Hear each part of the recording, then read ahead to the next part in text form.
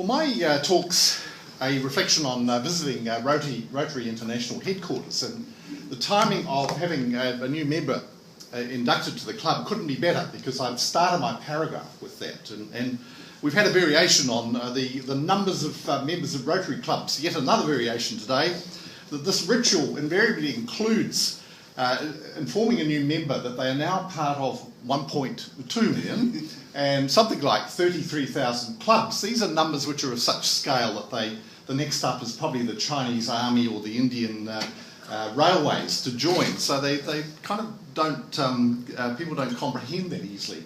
And with a club this size, 160 members, it's easier to keep in one club and not look beyond that. As we learned last week, Anthony Scott becoming the first president or first governor of this district in 40 years. And here are some of the statistics. I'll just put those up while I'll keep talking about my visit to Chicago. This is a seriously large international scale operation, and I was on at a university conference nearby to Chicago, and I decided I'd see if I could penetrate the bureaucracy that is Rotary International, and I succeeded in meeting with a person who heads the vocational area of reporting to the international board. And I'm going to sum up the statistics and the scale of this club with a theme and with an invitation, a challenge to you as well. And here we are, the Chicago headquarters. Has anyone else visited that as a matter of interest? How about that? I'm distinctive. I'm the only one who's visited the Rotary International headquarters.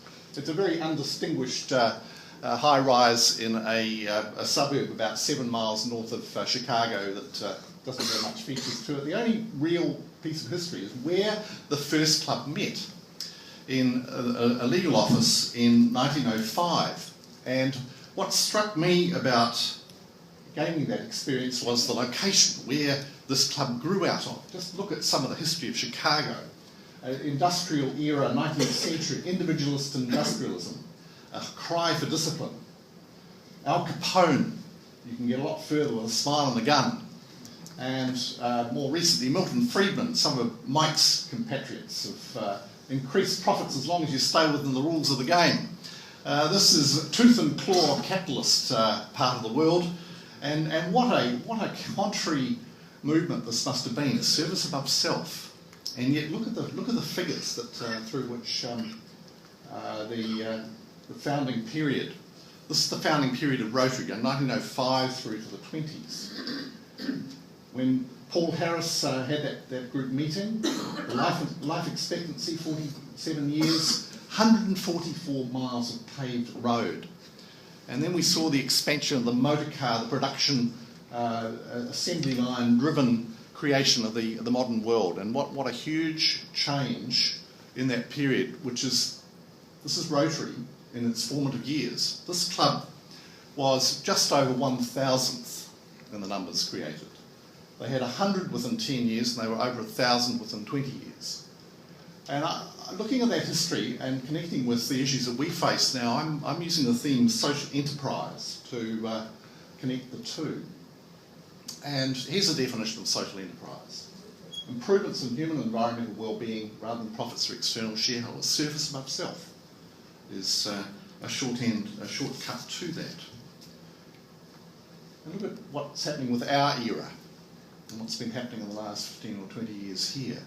An information era of expansion and change and technology-driven change that matches that of the 1905 plus 20 years period. The cell phone usage is now estimated to be probably more cell phones than the total number of people in the world, let alone just New Zealand. And the internet, which was a fumbling device only 15 years ago.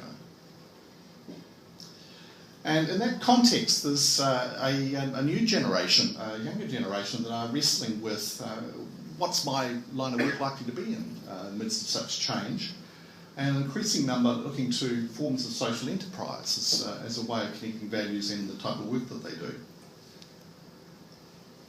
Now here's Rotary International, one of the things I learned out of the headquarters. That 1.2 million members has become quite easy for presidents to say, because it's stayed at that level for quite a significant length of time. This club admitted its first woman in the early 90s, internationally part of a trend, and having admitted half the rest of the world, it's then stayed absolutely plateaued in terms of its memberships. And that's a significant challenge internationally, as I learned.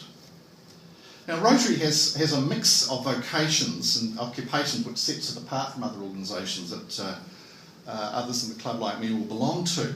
And it's that cross-occupation effect that I think is particularly relevant for people under 45 who are faced with an information era revolution in the same way that the Paul Harris generation faced with the industrial revolution. And some of the responses, let's take Seattle Club. Number 4 in the world, has 600 members. They've opted to recruit 75 members under the age of 35 during the last couple of years. There's a strategy for you. Rotary International has moved to hire an executive director a couple of years ago, John Huco, who's come from outside the Rotary organisation and is doing some quite significant things to rebrand, refresh the image of the Rotary internationally. Watch for a website complete refresh, which is coming up later this year. Now I'm going to finish with, see if I can seek some interest from others here on the topic of social enterprise as I've defined, which has become a really quite lively issue among 20-something, 30-something people in Wellington and in New Zealand generally. I had one such entrepreneur here last week, Guy Ryan, who before he's turned 25 has run 2 national conferences with 300 people each, Festival for the Future. Runs a social enterprise business, Inspiring Stories. There's a whole cluster of them who next week are running a week on social enterprise in Wellington. If you're interested, ask me further, Google it. There's some very interesting commentary coming through that. There's a Fulbright scholar who has been connecting American experience into New Zealand and finding our experience really very limited. New Zealand's well behind in our comparable countries in having public sector infrastructure and interest in social enterprises. So Mary Joan Kaplan's presenting her findings over the next month. Now the board in our strategic planning, and you're going to have a lot more about that next week, they've already been willing to adopt social enterprise as one of the key themes. I'm interested in hearing from those among you who would be interested in taking that theme seriously and connecting it to those kind of challenges that our technology era offers.